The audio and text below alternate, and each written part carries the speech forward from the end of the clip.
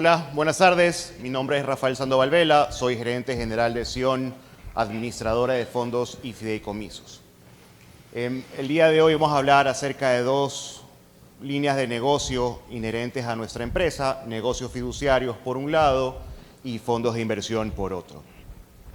Con relación a los negocios fiduciarios, de manera extremadamente general, a mí me gusta hacer alusión a que son instrumentos que coadyuvan al desarrollo de empresas, ya sean existentes o nuevas. De igual manera, también para el desarrollo de proyectos específicos. Entonces, entrando a lo que son negocios fiduciarios, tenemos tres ramas, por así decirlo, tres tipos. Tenemos los fideicomisos mercantiles, los procesos de titularización y los encargos fiduciarios. Les hago hincapié a un tema, me gusta aclararlo. Los procesos de titularización, después de la reforma que hubo en el 2014 en la Ley de Mercado de Valores, ya son considerados como un tipo de fideicomiso mercantil. Me gusta hacer la distinción al día de hoy por la explicación que van a ver más adelante. Respecto a los fondos de inversión, los vamos a tratar posteriormente. El día de hoy vamos a hablar únicamente, por tema de tiempo, fondos de inversión administrados y de fondos colectivos de inversión. Entonces, ¿qué son los fideicomisos mercantiles? De manera extremadamente puntual, son patrimonios autónomos en el cual un constituyente transfiere la propiedad de un bien. Pueden pensarlo como un activo, inclusive se pueden transferir hasta obligaciones, algún tipo de acreencia, a este patrimonio autónomo llamado fideicomiso mercantil. Este fideicomiso mercantil tiene que, por ley, tener un objeto específico. Ahora bien, vamos a ir hablando de los tipos de objetos o tipos de fideicomisos mercantiles que existen acorde a nuestra legislación. Quienes participan dentro de un fideicomiso mercantil, existe un constituyente, que es la persona que va de la redundancia, constituye, aporte, transfiere, crea el fideicomiso mercantil, y un beneficiario. El beneficiario es para quien el fideicomiso mercantil es creado.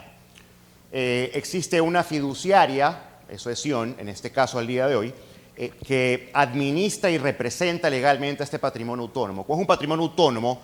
No, a mí me gusta hacer el comentario de que no tiene manos, pies, cabeza, necesita tener un representante legal. Ese representante legal, desde 1998, que hubo la reforma integral a la entonces Ley de Mercado de Valores, es una fiduciaria, es una administradora de fondos y fideicomisos.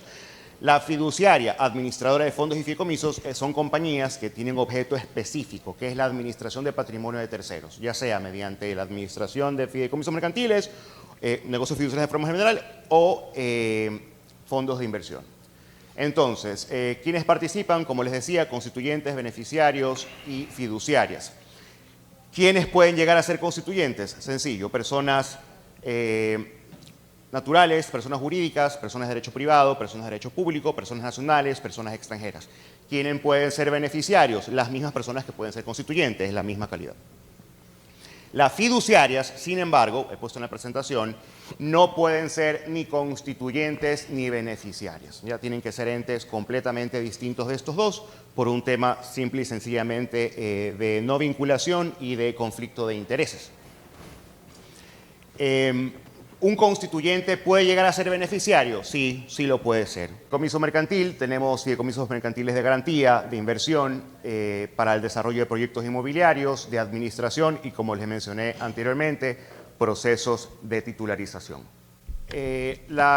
¿Cómo operan las fiduciarias? Como les decía, las fiduciarias desde 1998 son sociedades anónimas que tienen un objeto específico y que son entes con extremo control y reguladas. ¿Por quiénes somos controladas?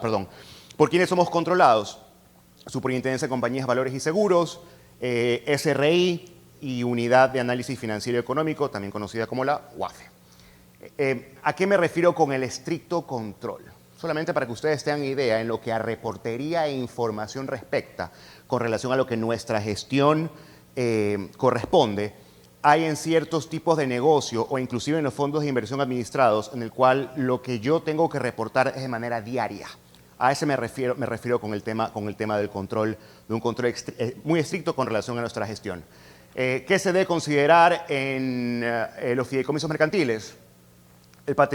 Tiene un carácter de inembargabilidad con relación a el bien que se aporta. Síganme la idea. Si yo transfiero a un fideicomiso, a la propiedad de un fideicomiso, mi casa, por así decirlo, esa casa no puede ser sujeta de algún tipo de embargo o prohibición de enajenar o algún tipo de medida cautelar por alguna responsabilidad de quien la constituyó. Es decir, si yo tengo deudas con el IES, con el SRI, por ejemplo, y atentan en contra mía, lo que yo he aportado al fideicomiso mercantil no puede ser tocado, ¿ok? Esa es una característica inherente al fideicomiso mercantil. Lo que se llega a aportar es inembargable. Ahora bien, hay ciertas personas que están relacionadas al medio que no lo comentan. A mí me gusta ser extremadamente transparente. Quien aporta un bien a un fideicomiso mercantil recibe en contraprestación derechos fiduciarios. Más o menos por analogía. No es lo mismo, pero únicamente para la explicación de este momento, aplíquenlo así. Son como si ustedes recibieran acciones de una compañía, ¿ok? Esos derechos fiduciarios sí son susceptibles de medidas cautelares. Ojo, ojo con eso. Las instrucciones que la fiduciaria recibe son irrevocables. Eso quiere decir que nosotros podemos hacer única y exclusivamente lo que el fideicomiso mercantil o lo que el contrato constitutivo nos manda, ¿ya? Y para revocar una instrucción que está contemplada en ese contrato constitutivo tiene que haber un proceso de reforma que de igual manera debe estar contemplado en el contrato constitutivo. La fiduciaria está supeditada a sigilo bursátil. ¿Eso qué quiere decir? Significa que toda la información que nosotros recibimos, todo lo relacionado al proceso de desarrollo del negocio y lo que ocurre posteriormente no puede ser divulgado. Y el tema por los controles de la UAFE, de debida diligencia, la famosa due diligence y temas de compliance, es las políticas que conozca su cliente. Ahora, entrando ya puntualmente a la explicación de cada tipo de fideicomiso mercantil. Un fideicomiso mercantil de garantía, vale la redundancia, ya la misma palabra lo determina en su objeto, sirve para garantizar obligaciones entre personas, ¿ok? Este tipo para que tengan una idea del manejo y la ventaja, a mi criterio, de la figura, este contrato, porque no deja de ser un contrato al final del camino, suple lo que nosotros normalmente utilizamos para garantizar obligaciones. Una hipoteca, una prenda, una fianza. ¿Ok? ¿Cuál es la pequeña gran ventaja o cuál es la pequeña gran diferencia con relación al fideicomiso mercantil? Como es un contrato y el contrato es ley para las partes, al momento de haber una ejecución de garantía, es decir, que deudor no pague a acreedor, la ejecución es expedita, ¿ya? En un proceso de hipoteca hay que hacer... y también no existe ningún procedimiento judicial, es decir, no hay que demandar ante el juez la ejecución del fideicomiso de garantía, no, ya eso es un procedimiento que está establecido en el contrato y el día de mañana, si es que hay un tipo de incumplimiento de parte de deudor hacia el acreedor, una ejecución, por ejemplo, de un vehículo aportado, y al día de hoy se han vuelto nuevamente, no de moda, pero han entrado otra vez en boga el tema de los fideicomisos mercantiles de garantía de vehículos. Digo, ¿por qué nuevamente? Hubo una reforma nuevamente en el año 2014 que prohibió exclusivamente el aporte de vehículos a fideicomisos de garantía. Eso a partir del 2021 con la Ley de Desarrollo Económico, que creo que fue publicada en diciembre de ese año, se permitieron nuevamente. Entonces, por ejemplo, en una prenda hay un proceso de ejecución ante un juez, puede tomar meses, el proceso de ejecución de un fideicomiso de garantía toma días, literalmente. Es únicamente ubicar el vehículo y quitarlo, ¿ok? De igual manera, si es un bien inmueble, inclusive el proceso, ¿qué es lo que va a tomar? Va a tomar el proceso de inscripción en registro de la propiedad. Voy a tratar de ser un poquito más rápido porque tenemos bastante que cubrir. Un fideicomiso de inversión. Un fideicomiso de inversión es un fideicomiso en el cual una persona aporta dinero. Les hago menciones. Hay ciertos fideicomisos mercantiles que tienen limitaciones con relación al tipo de aporte, ¿ok? Fideicomiso mercantil de garantía no tiene limitaciones. Fideicomiso mercantil de inversión sí.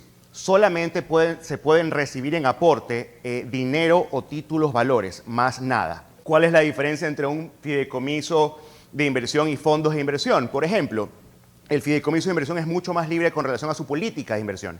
Y quien determina la política de inversión es el propio constituyente, ¿ok? Es el constituyente que dice quiero invertir, por ejemplo, en tal tipo de industria o de proyecto, y el fideicomiso hace las inversiones directamente, hay una política de inversión, hay ventanas de rescates, etcétera, etcétera. Pero lo que les quiero decir, aquí hay flexibilidad con relación a dónde, por qué, cuándo y con quién se quiere invertir, ¿ok? Los fideicomisos mercantiles inmobiliarios, vuelvo a lo mismo, ¿no? El tema del tipo de fideicomiso ya a mi criterio lo aclara. Muy utilizados al día de hoy para desarrollos inmobiliarios, ¿ok? El ejemplo más claro, existe la persona A que tiene el dinero, existe la persona B que tiene un terreno, no quieren asociarse, no quieren constituir una compañía, sino que quieren más bien tienen la visión de que exista un tercero que sea el que administre el proyecto. Aquí entramos nosotros. Vienen las personas, constituyen el fideicomiso, uno aporta el terreno, otro aporta el dinero y el fideicomiso tiene especificado sobre qué tipo de negocio sobre qué tipo de proyecto se va a desarrollar. ¿Cuál es la ventaja, a mi criterio, sobre esta figura? De cara a quienes... Porque, ojo, el fideicomiso mercantil inmobiliario es el que hace completamente todo el desarrollo. ¿A qué me refiero? Es el fideicomiso el que celebra contratos con los promitentes compradores, celebra contratos con los contratistas, es el que lo desarrolla en su totalidad. Pero, ojo, de cara a los promitentes compradores, hay dos seguridades o hay dos candados en este escenario. Uno, el fideicomiso solo puede realizar entregas de dinero, inversiones, como lo quiera ver, o desarrollo para el proyecto en el cual está constituido, ¿ok? No puede desviar el dinero a otro proyecto que no sea el que contractualmente se ha pactado.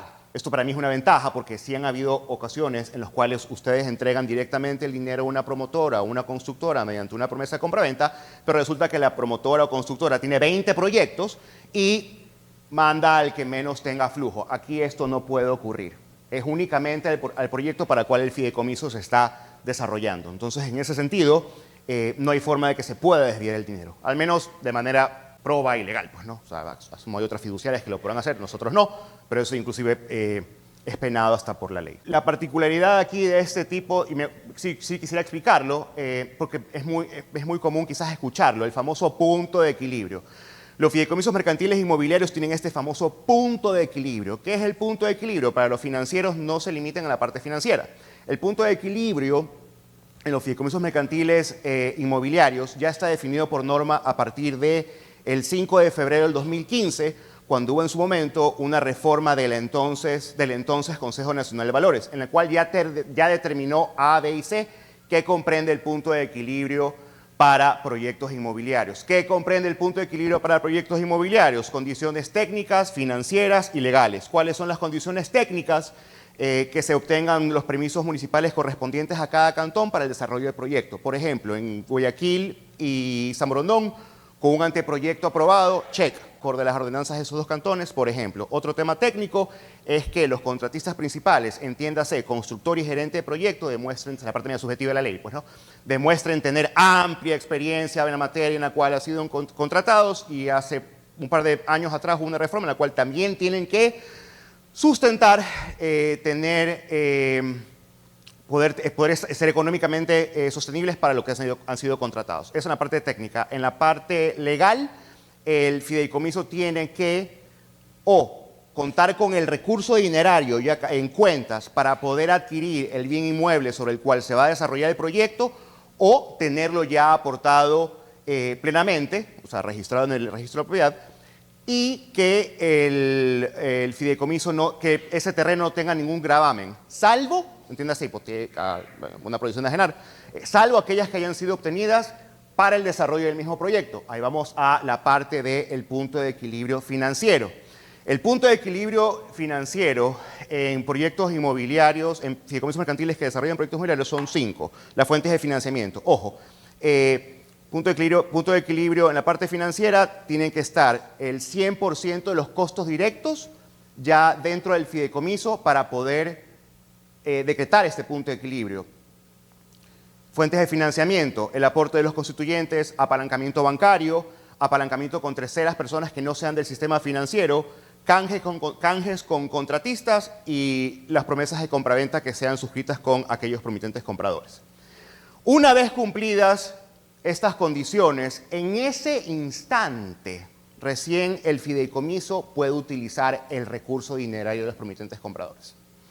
Entonces, de cara a quien promete comprar una vivienda, un departamento, una oficina, algún tipo, lo que sea, un consultorio médico, por ejemplo, tiene la seguridad de que por mediante un fideicomiso mercantil inmobiliario, su recurso dinerario no va a ser utilizado hasta que se cumplan estas condiciones. Espero ser hasta ahí claro. Los fideicomisos de administración. Yo digo que los fideicomisos de administración son como un comodín. Se puede hacer absolutamente todo lo que está limitado en los otros tipos de negocio. En ese tipo de fideicomisos mercantiles, yo hago, cuando les explico, digo que imagínense que es un abanico. Es un abanico que se abre posibilidades con relación a lo que se puede hacer. Entonces, de ahí el por qué tenemos esta clasificación. Esta clasificación es de Rafael Sandoval, por si acaso. Si ustedes van a la norma, únicamente van a encontrar que habla acerca de fideicomisos de administración. Me gusta hacer hincapié a ello porque esclarece la diversidad que pueden tener el fideicomiso mercantil de administración. Entonces, podemos tener fideicomisos de administración de flujos que sean para hacer pagos específicos, por ejemplo, a proveedores. Tenemos fideicomisos de tenencia. Quiero hacer una administración de wealth management en mi familia y tengo varios bienes, metemos fideicomisos a un fideicomiso de tenencia, los cuales tienen una repartición específica o una instrucción específica con relación a qué hacer de esos bienes. Fideicomisos de acciones. Sobre este tipo de fideicomisos podríamos hablar horas, porque los fideicomisos mercantiles de acciones, en los cuales se transfieren y aportan acciones de compañías, sirven para, abran su mente, protocolos familiares, ¿ya? Los fideicomisos mercantiles de acciones, en los cuales se transfieren aportes de compañías, sirven para formalizar protocolos familiares. ¿Ya? Es espectacular. Inclusive ya nosotros dentro de la empresa hemos tenido casos de éxito de 2 compañías grandes, por temas de confidencialidad no los puedo decir, en los cuales ya el socio fundador ya falleció y se activa el fideicomiso mercantil para poder formalizar un protocolo familiar y formalizar los deseos del socio fundador ya fallecido. Fideicomiso de marcas, se aportan marcas que ya tengan algún tipo de valoración y fideicomisos de inventario para manejo de inventario puntual. Los procesos de titularización también, mi criterio, mal llamados fideicomisos mercantiles.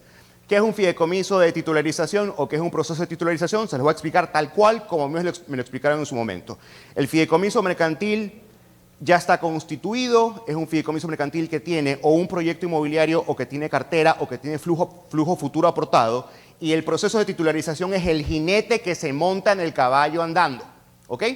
Entonces, ¿qué es lo que es la titularización? Es una forma de desintermediación financiera. ¿Eso qué quiere decir? Ya no vamos a necesitar de los bancos, sino que tenemos una forma en la cual podemos captar recursos de terceros sin necesidad de endeudarnos con el banco. Entonces, el proceso de titularización corresponde a que el fideicomiso mercantil tenga un proyecto inmobiliario en desarrollo, tenga cuentas por cobrar, tenga flujos futuros esperados, se hacen estudios financieros y hay un proceso que tiene que ser avalado por la superintendencia, tiene que haber un prospecto de oferta pública para que el fideicomiso pueda emitir deuda, pueda emitir títulos. Esos títulos son vendidos en mercado primario y lo que ocurre para quien constituye el fideicomiso es que recibe a valor presente flujos futuros. ¿Ok?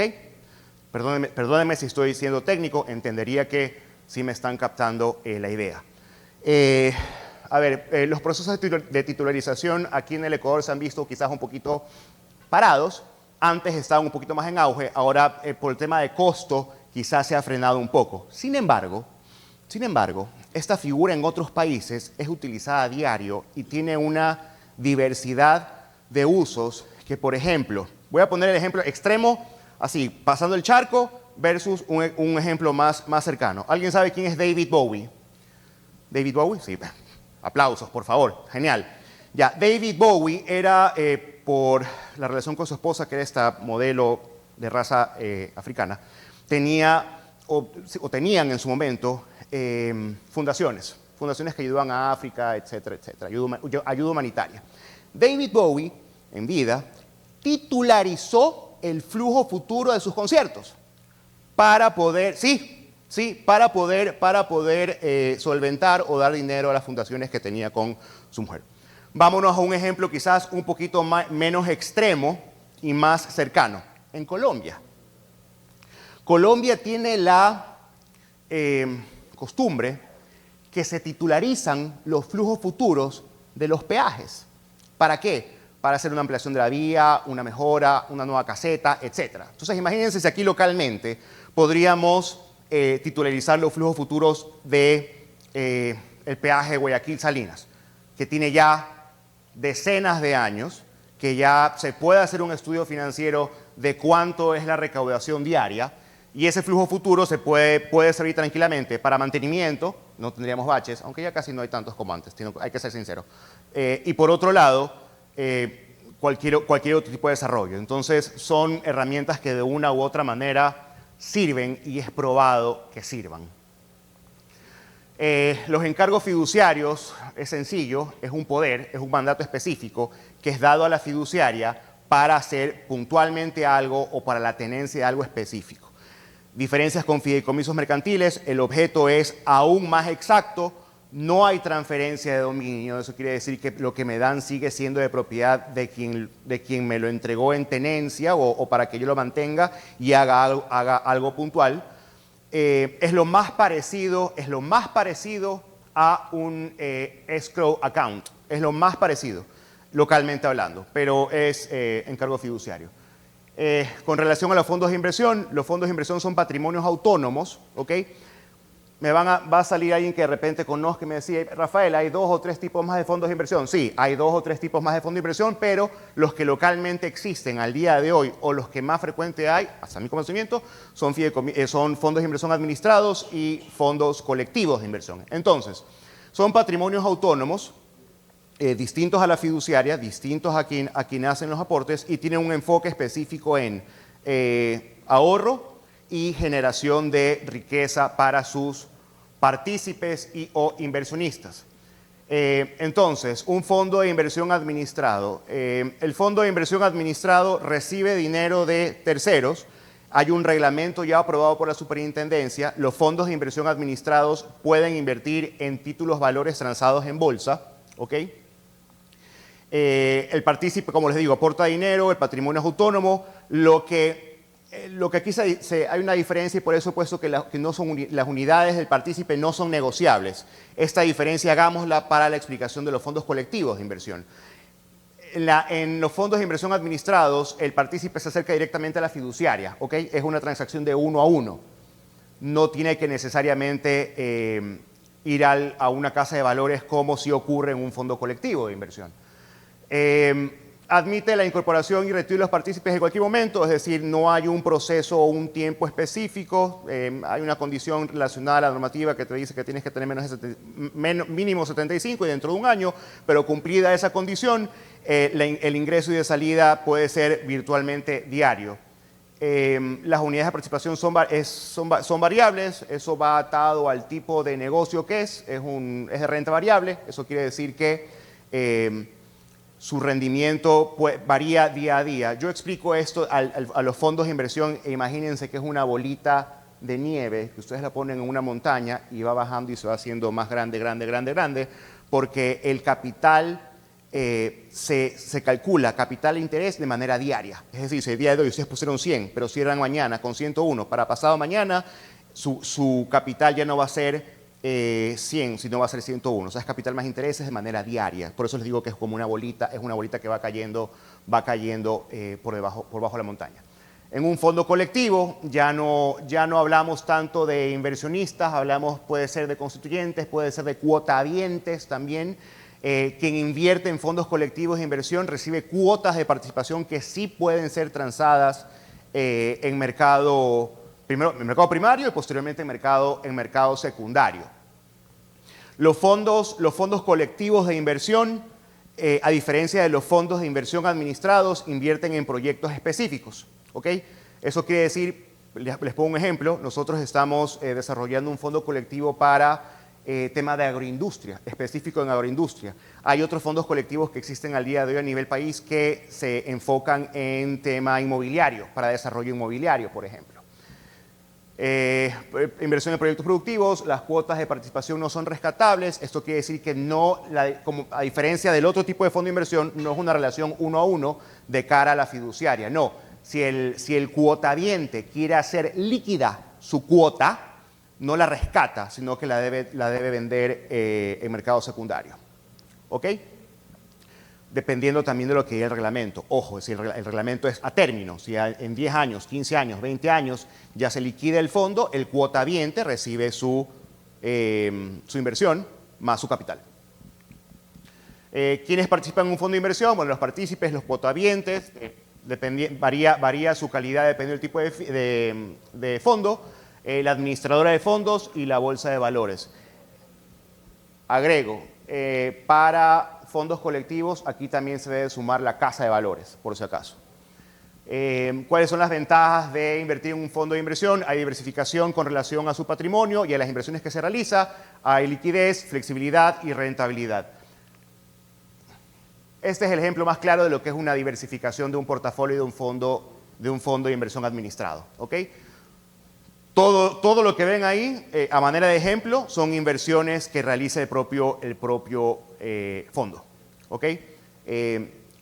No hay, en los fondos de inversión administrados, a diferencia de los fondos colectivos de inversión, no hay obligatoriedad de obtener una calificación de riesgo. En los fondos colectivos sí, fondos de inversión administrados no.